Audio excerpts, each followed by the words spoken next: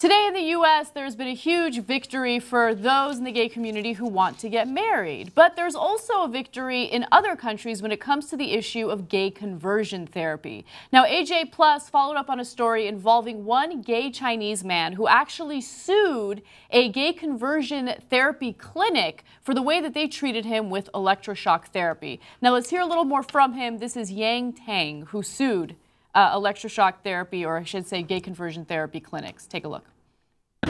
Today I'm going to see my lawyer, who helped me to sue this case to the clinic and Baidu.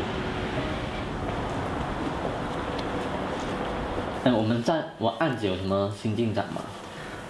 目前还没有进展。庭审结束之后，现在就是等待判决下达。哦，大概会有什么时候啊？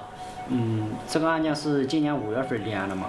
按中国诉讼法的规定是对长审限是6个月，这样就是对晚是到11月份就应该出判决，这样还有不到1个月吧。就是，首先提就是同性恋不是病。同性恋不是病。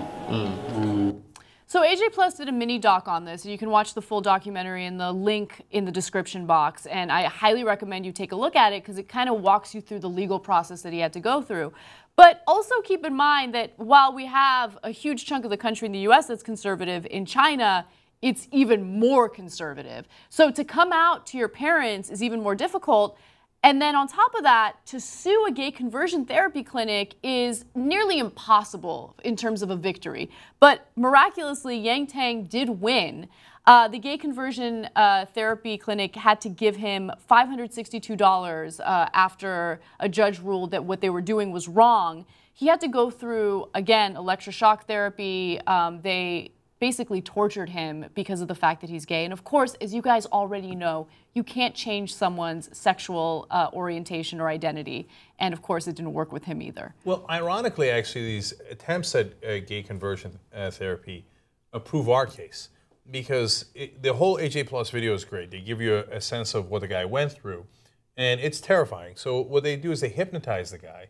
Get all the details in the video, but just a quick summary. They hypnotize the guy, and then they ask him about his attraction to men. And if he says he is attracted to men or is in any way leaning in that direction, they shock him.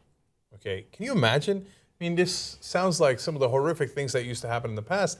They're actually still happening in this neck of the woods too, right? Yes. There's still electroshock therapy in some of the gay conversion therapies all across the world. So they're doing it here in China, and you're like, oh my God. And then despite being hypnotized and given these, stimuli, like it's like a psychological experiment, you get shocked for saying the wrong thing, then you don't want to say it anymore. And the whole idea is maybe we could shock it out of him. And so when he thinks about guys, he has these bad feelings of the torture that we did to him, right? And that still doesn't work. They're gay. They're attracted to guys. That's how they're born. You can't even do torture to get it out of them. So it's so ironic. And I love that the Chinese courts were like, yeah, no, that sounds really bad. No, what you're doing is inhumane and not right, and we're going to punish you for it, at least civilly. Great. Yeah. In fact, in this case, thought to be one of the first of its kind in China, the court also ruled that the shocks were unnecessary because homosexuality does not require treatment. I think that sets an incredible precedent in China. And, it's good to see some progress there. I should note that gay conversion therapy clinics still exist in China. They're not banned. They're able to operate as they please. But to see this ruling definitely shows that there will be some progress in this regard. Yeah, I mean, they only declassified homosexuality as a mental disorder in 2001. So they're a little behind us. But this ruling definitely is showing that they're moving in the right direction. I think the saddest part of this story was that he was saying that he felt pressure from, some of the remnants of the one-child policy in China. And so that makes you really sad, feeling that pressure from your family and feeling that, obligation from your family. Yeah, you're the only son. They want grandchildren. And then when you say you're gay, then they're worried you're not going to provide grandchildren. So it's even more difficult for gay individuals in China. There's the traditional culture that was against homosexuality in the first place. There's the one-child policy, which has an ironic element I'll get to in a second. So it's a double whammy. And so to resist that, then to resist the shock therapy, and still say, hey, at the end of the day, I can't help it. I'm still attracted to guys. They were born gay. How much is it going to take for you to understand that? So China moving in the right direction here, and you can sue them out of existence. So I'm given to understand that some in the Chinese economy might care about financial stakes.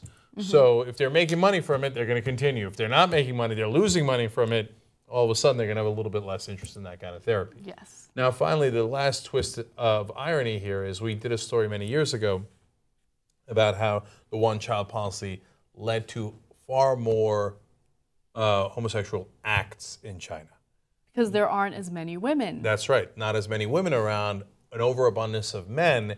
Any society that finds themselves in that situation, you'll have men engaging in more homosexual acts. Now, again, we know it's a spectrum, right? And so there are guys like this who are born gay, no question. They're not going to change their mind, right? And then there are guys on some parts of the spectrum that go, well, there's only guys around. Okay, right?